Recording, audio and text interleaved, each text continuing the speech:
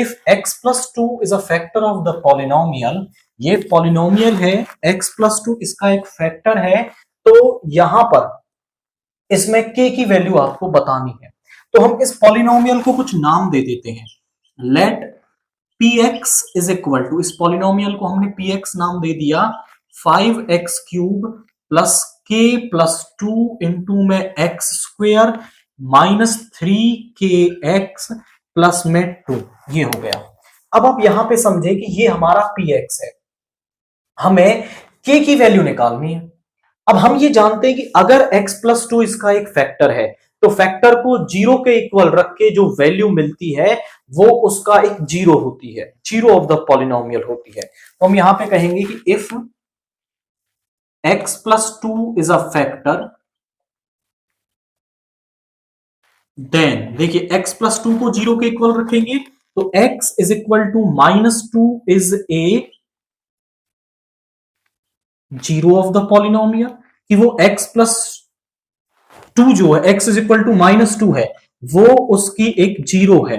तो यहां पर हम ये जानते हैं कि मान लो x is equal to minus two उसकी जीरो है, तो x is equal to minus two को जब आप पॉलिनोमियल के अंदर रखेंगे वो वैल्यू जीरो के इक्वल होती है। पॉलिनोमियल उस जो जीरो है वो पॉलिनोमियल को सेटिस्फाई करेगा। तो यहां पे हम जानते हैं, सो जो पॉलिनोमियल में x के प्लेस पर माइनस टू रखोगे तो वैल्यू जीरो के इक्वल आएगी। तो यहां पे रख दो वैल्यू 5 इंटू माइनस टू का cube plus k plus two into में माइनस टू का square minus 3k into minus two plus में 2 is equal to zero. Minus two का क्यूब यानी माइनस 8, तो ये हो गया माइनस का 40, ये हो गया 4k प्लस में 8 प्लस में 6k, यहां पे आ गया 6k plus 2 is equal to 0। तो यहां पे क्या आ गया हमारे पास, दिस इज 10k